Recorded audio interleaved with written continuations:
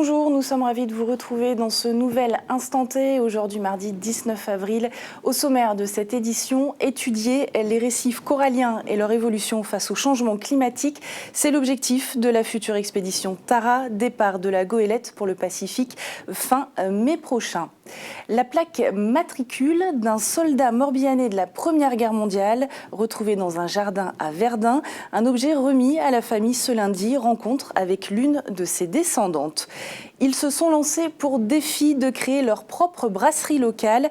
D'un côté, Sam brasse de la bière, de l'autre, Flying Beer. Ils nous présentent leurs projets respectifs à consommer avec modération, bien entendu. Messieurs, bonjour.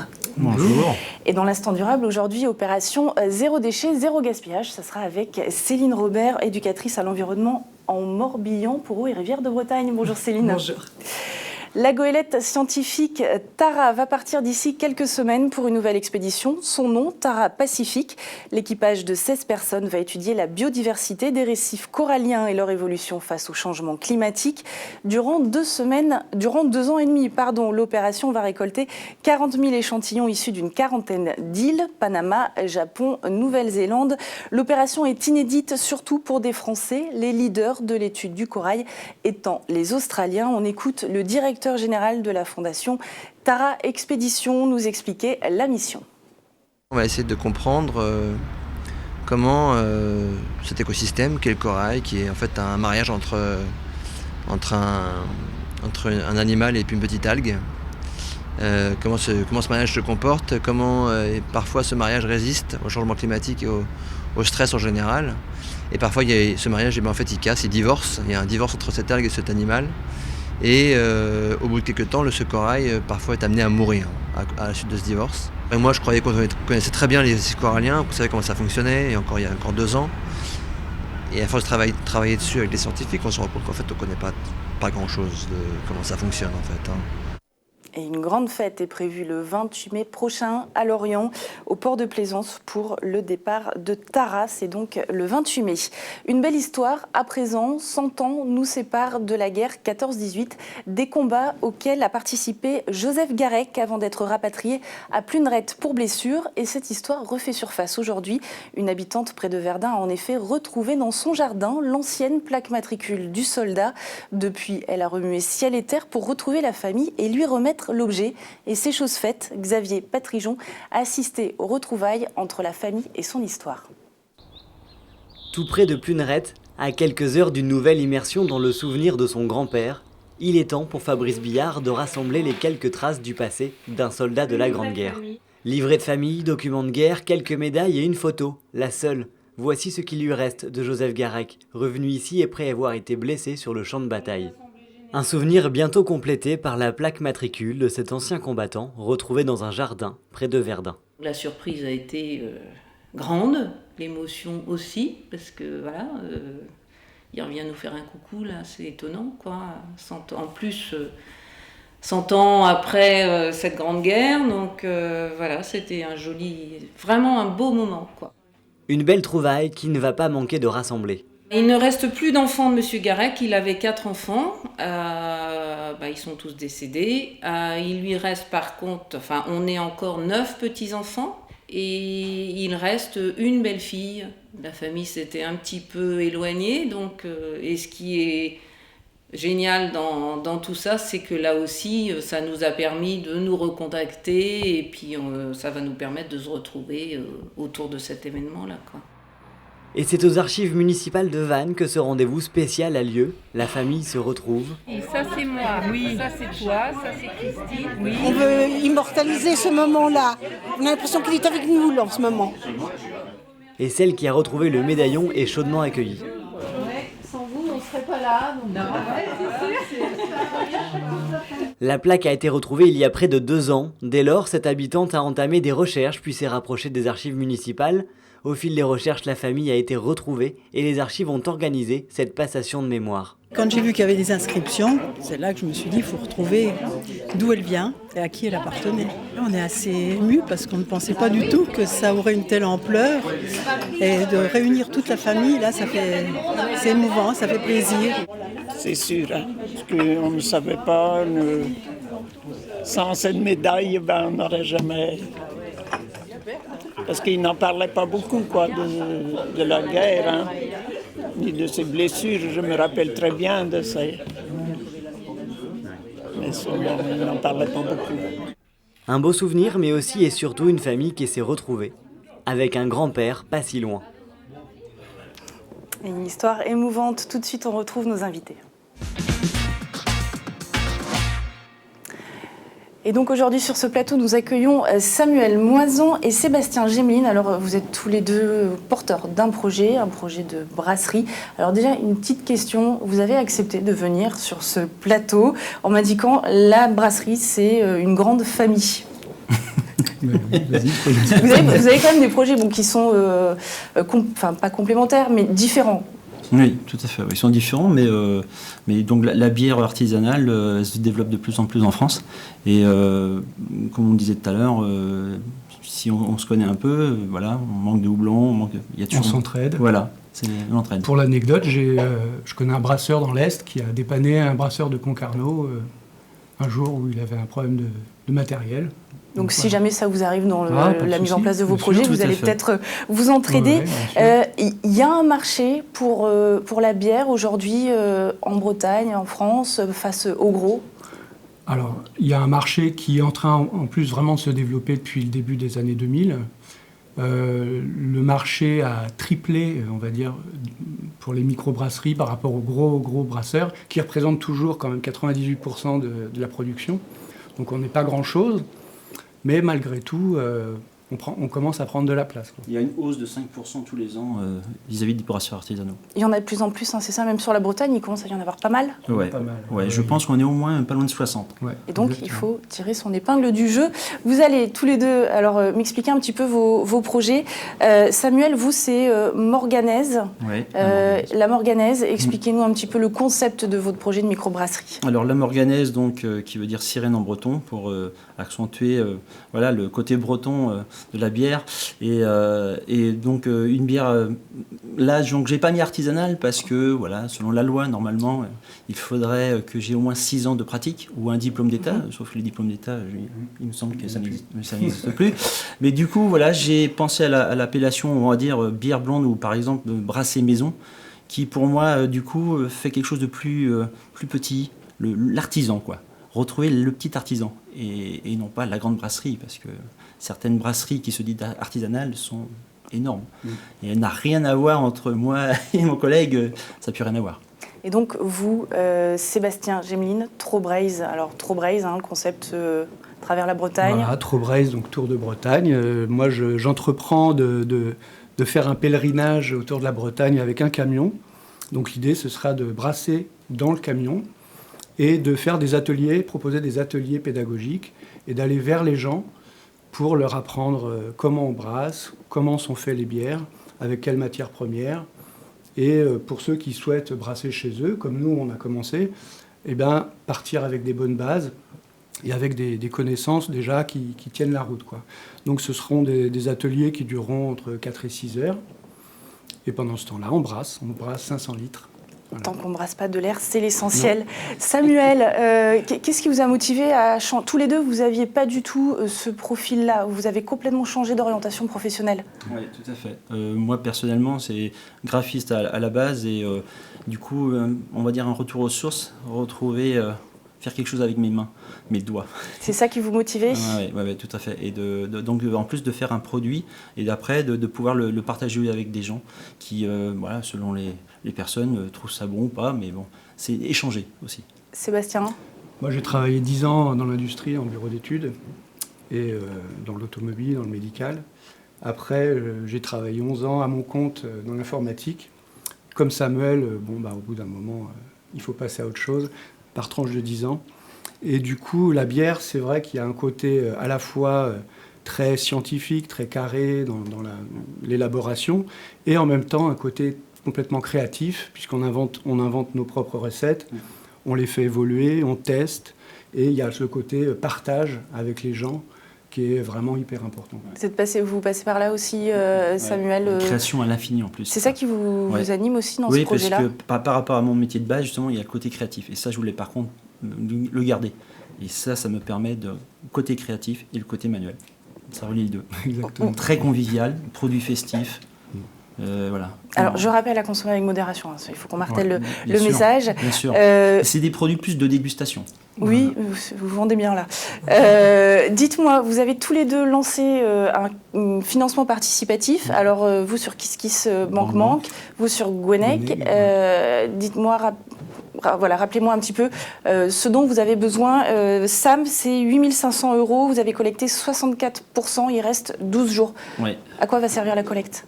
Donc à l'achat du matériel, les cuves de 300 litres, pour pouvoir produire et là pouvoir développer et mettre mon produit un peu partout pour faire connaître mon produit et que les gens l'apprécient, tout simplement.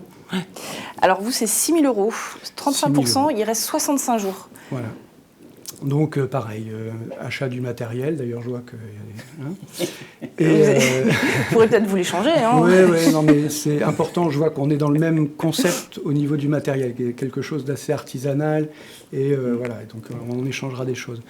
Et donc le matériel, et puis moi il y a le camion aussi, qui a un certain coût. Donc le financement participatif, c'est une partie du financement global. Il ne faut pas viser trop dans le financement participatif, sinon on risque de rien avoir du tout. Donc il vaut mieux viser au plus juste en se disant si ça dépasse, ce sera du bonus. Et puis voilà, donc c'est vraiment un gros travail de tous les jours de faire avancer ce financement participatif. Je trouve que l'avantage de ce système-là aussi, c'est ça permet déjà aussi de créer son réseau. Oui, puis ça crée du lien, les gens découvrent un peu votre projet. Exactement. Et du coup, après, on poursuit. Si on réussit, en plus, on poursuit les choses. Donc, c'est quand même très intéressant. Il y a un effet, avec les contreparties, il y a un effet de pré-vente aussi. Oui. C'est-à-dire que les gens qui participent, qui contribuent, il y a des contreparties qui sont soit de la bière, soit pour moi aussi des ateliers, la participation à des ateliers. Oui, tout à fait. On évoquait cela en préparant l'émission. Vous êtes basé à Kévin et vous à Guidel.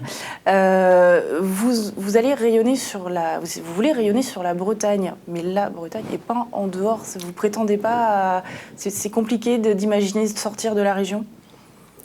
Alors, c'est dû simplement au volume déjà. Ouais, c'est vraiment une question de volume. Tout à fait. Pour aller exporter, on va dire, en dehors de la Bretagne, il faut déjà commencer à avoir du volume parce que y a le transport, donc c'est un coût supplémentaire. Par rapport au volume qu'on produit, le coût devient un peu un frein. Donc moi, avec mon camion, je vais pouvoir déjà participer à des salons un peu partout en France, voire au-delà, à des foires, des choses comme ça. Et donc je rayonne sur la Bretagne et on va dire les Pays de Loire, Pays de la Loire. Samuel, vous êtes allé à la rencontre des tenants de bars, des gérants de bars, pour voir un petit peu, prendre la température sur... J'ai pas forcément pas les bars forcément, mais plusieurs secteurs, oui, pour voir après la température. Mais je sais que par exemple, on va pas donner de marque, mais il y a des hausses de 20% tous les ans chez certaines personnes au niveau de la bière. Donc il y a de quoi faire. Il y a de quoi faire.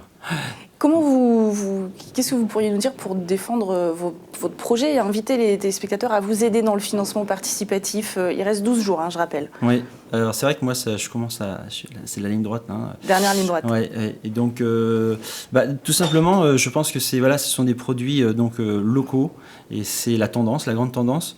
On protège notre région aussi et c'est aussi diversité des produits.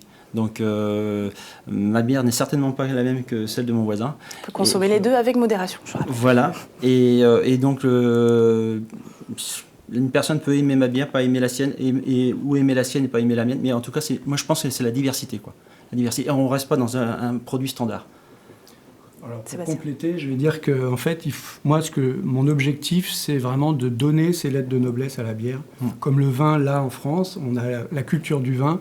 On n'a pas la culture de la bière comme on peut l'avoir dans d'autres pays. Et même si on en consomme, mais on n'a pas cette culture.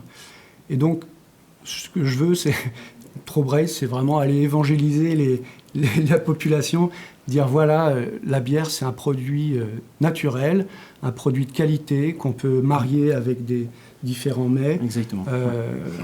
Et des diversités de bières, il y en a, c'est infini. Donc voilà, c'est évangéliser, c'est aller vers les gens, leur proposer des ateliers, Donc il y a ce côté pédagogique, moi, qui me tient à cœur aussi. Tout à fait. Et voilà, comme il y a un œnologue, il y a le zytologue en bière. Le zytologue. Le zytologue, voilà. Et j'ai un ami d'ailleurs qui passe bientôt, qui était à Munich justement pour passer un diplôme et qui va revenir dans la région lorientaise. Donc ça bouge. Au niveau de la formation, juste un petit point, comment ça se passe? On ne peut pas être formé en Bretagne? Non. Alors les formations, il y avait des formations qui ont disparu de brasseurs. Moi, je connais des brasseurs qui faisaient entre Metz et Nancy les cours. Donc ils sortaient à 16h30 à Nancy, ils devaient être à 16h35 à Metz, ça ne le faisait pas. Ça a disparu. Moi, j'ai fait une formation à l'IFBM, donc à Nancy. Niveau à Douai, c'est ça? À Douai. Voilà, de la boisson et de la malterie. C'est une formation non qualifiante, puisqu'il n'y a pas de qualification, mais qui a le mérite de mettre les points sur les i, de vraiment valider ce qu'on a acquis nous-mêmes et après, c'est renforcer. Après, c'est la pratique. Pratiquer, en discuter justement avec des collègues, et de voir comment on travaille. Moi, je me suis aperçu qu'on travaille un peu tous différemment. Il n'y a pas un qui travaille pareil. C'est ça qui est extraordinaire aussi. Pourtant, il y a toujours un résultat, et quelquefois, il est bon. Avec les mêmes matières premières, dans les mêmes quantités, en fonction du matériel, déjà, on n'a pas la même chose. Exactement. Et même avec le même matériel, en fonction des profils de brassage, on n'a pas les mêmes choses. Ouais. Donc, tout est important dans la bière, et voilà. Donc, c'est ça que je veux faire comprendre aux gens. Et je pense que vous pourrez échanger vos numéros respectifs, Bien comme sûr. ça vous pourrez, à la limite, si jamais il y en a un qui a un problème, peut-être vous entraider. Je rappelle, Sam brasse de la bière, c'est sur Kiss Kiss Bang Bang, et Flying Beer, c'est sur Gweneg. Et donc merci messieurs d'être venus sur ce plateau. Très bonne continuation pour ces projets. Je vous propose à présent d'aller faire un tour du côté de Damgand. Il y a 1 an et demi, une dizaine d'habitants de la commune récupèrent un ancien goémonier de 1960. Ces passionnés de bateaux se mettent alors en tête de le restaurer. Céline Lestrade les a rencontrés. Un vieux gréement pour Damgand. Depuis 1 an et demi, ces passionnés n'ont plus que ça en tête, redonner au Raidermore 6 son allure de 1960. Ce bateau de 7,84 m est classé bateau d'intérêt patrimonial. Il est pour son âge en bon état. Ceci dit, il y a pas mal de pièces, y compris des pièces de structure à changer. Vous avez des exemples là. On a une varangue qu'on a démontée. Depuis 2015, l'équipe a dû consulter différents corps de métier tout en maintenant leurs conditions. Le chantier doit être local. Ces 10 passionnés ont découvert l'histoire des goémoniers en même temps que celle du Raidermore. Depuis, c'est évident, ce bateau naviguera sur la rivière de Pénerf, peu fréquentée. Il deviendra aussi un bateau pédagogique. On est en train de développer un projet enfance et jeunesse avec les écoles pour leur faire découvrir ce que c'était que le goémon, ce que c'était que ce type de bateau, comment ça peut se construire avec des petites maquettes. Comme toute restauration, la facture est salée, 150 000 €. La commune de Damgand et le conseil départemental soutiennent déjà le projet. Un vieux gréement pour Damgand a aussi fait appel à la Fondation du patrimoine. L'équipe espère voir naviguer le Raidermore 6 fin 2018. Elle va venir l'instant durable, mais avant la météo. Les confitures 4 saisons vous présentent la météo.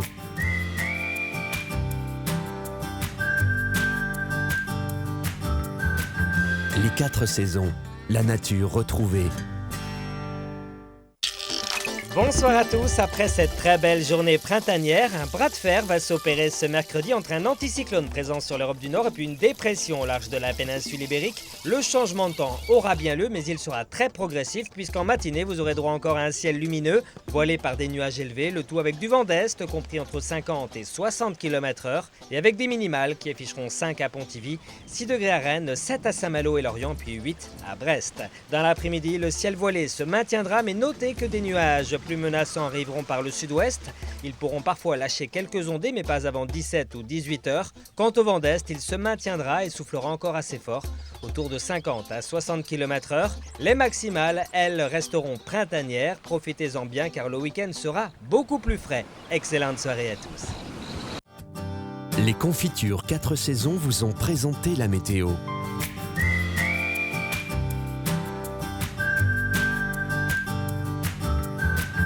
Les 4 saisons, la nature retrouvée.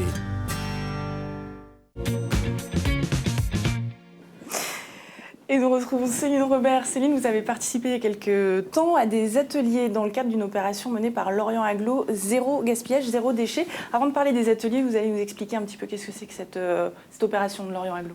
Oui, voilà, donc c'est une opération avec donc des familles témoins donc qui souhaitent réduire leurs déchets, qui ont été donc, des familles se sont inscrites à ce programme mis en place par Lorient Agglomération et coordonné aussi par l'association Nature et Culture. Et donc dans ce cadre-là, donc 30 familles ont décidé de mettre en place des gestes pour réduire leur production de déchets. Et donc leurs déchets ont été pesés au début de l'opération. Ensuite, les personnes s'inscrivent à différents gestes qu'ils souhaitent mettre en place. Donc, parmi une liste qu'on a pu voir de gestes, donc le jardinage au naturel, le fait d'élever des poules, voilà, il y a plein de choses. Réutiliser, relooker ses vieux meubles, boire l'eau du robinet, etc. Et donc, l'association donc, Eaux et Rivières de Bretagne et donc moi-même est partenaire. Et donc, j'ai animé 2 ateliers sur le thème du jardinage au naturel et de comment élever des poules pour réduire aussi ces déchets ménagers. Alors justement, comment est-ce qu'on peut valoriser les déchets du jardin et de la cuisine ?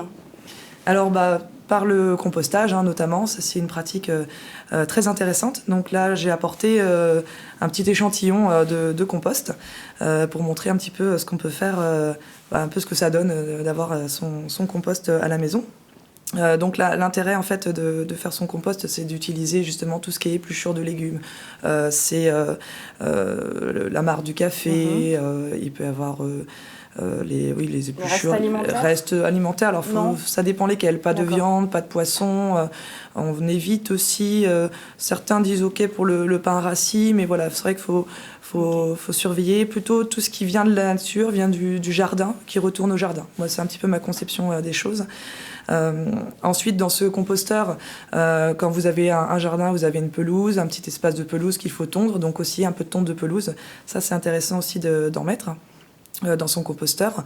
Et ensuite, tout ce qui est déchets aussi du jardin, taille de haies, feuilles mortes à l'automne, matière en fait carbonée. Donc les règles d'un bon compost, c'est mélanger justement tout ce qui est matière azotée, donc les légumes, les épluchures, la tonte de pelouse, à la matière carbonée, qui est tout ce qui est bois, feuilles mortes, paille, etc. Bien humidifier après son compost et bien l'aérer. Donc ensuite on laisse travailler après les petits animaux du jardin. Oui, donc on va trouver pas mal de petites bêtes. On va avoir ici on va avoir des petits vers de fumier. On va trouver des cloportes. Voilà, on a les petits vers de fumier ici. Voilà. Etc. Donc on laisse les animaux travailler, ils vont décomposer cette matière organique et la transformer en bon humus qu'on peut utiliser dans le jardin. Très bien, alors c'est noté pour le compost. Vous êtes venu également avec ça, c'est du paillage, c'est ça ? Voilà, c'est du paillage avec... Paillage et couvre-sol ? Voilà, alors là ça va être tout ce qui est paillage, pareil, là, le jardin, on a la pelouse, donc on tond sa pelouse, et ben voilà, on se fait son petit paillage avec la tonte de pelouse. Donc là, ce type de paillage peut être mis au pied des arbustes, au pied des cassis, au pied des arbres, dans les petits massifs, également un petit peu dans le potager. Ce paillage-là, ça va être plutôt plus épais, donc là, ça va être aussi pour limiter tout ce qui est herbe indésirable à se développer dans les massifs, donc pareil, à installer aussi dans le jardin. Ça, c'est des paillages que tout jardinier peut faire facilement. Sa tonte de pelouse qu'il laisse sécher dans un petit espace pour utiliser ensuite dans son massif. Et puis là, c'est tous les arbres, les branchages qui sont coupés, les tontes, les tailles de haies que l'on va broyer pour se faire donc son petit paillage. Et l'intérêt du paillage, donc ça va être de limiter un petit peu tout ce qui est limiter un petit peu les agressions du climat, le gel, les gros coups de chaleur, le froid. Ça va également protéger des grosses pluies le sol, avec ce côté couvre-sol que représentent les paillages. Ça va être intéressant donc pour éviter effectivement que les herbes indésirables se développent, et ça va garder une certaine fraîcheur aussi au pied des plantes. Et donc, faut utiliser tout ce qu'il y a autour de nous au niveau de la nature. C'est un peu ça comme ça qu'on peut résumer les choses. Céline, merci beaucoup. Merci. Je vous propose de passer au Focus Programme.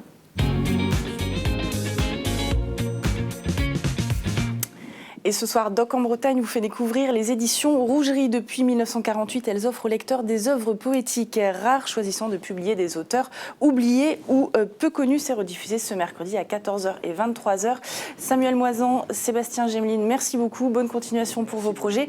Céline, merci d'être venue. On se retrouve demain. Très bonne soirée.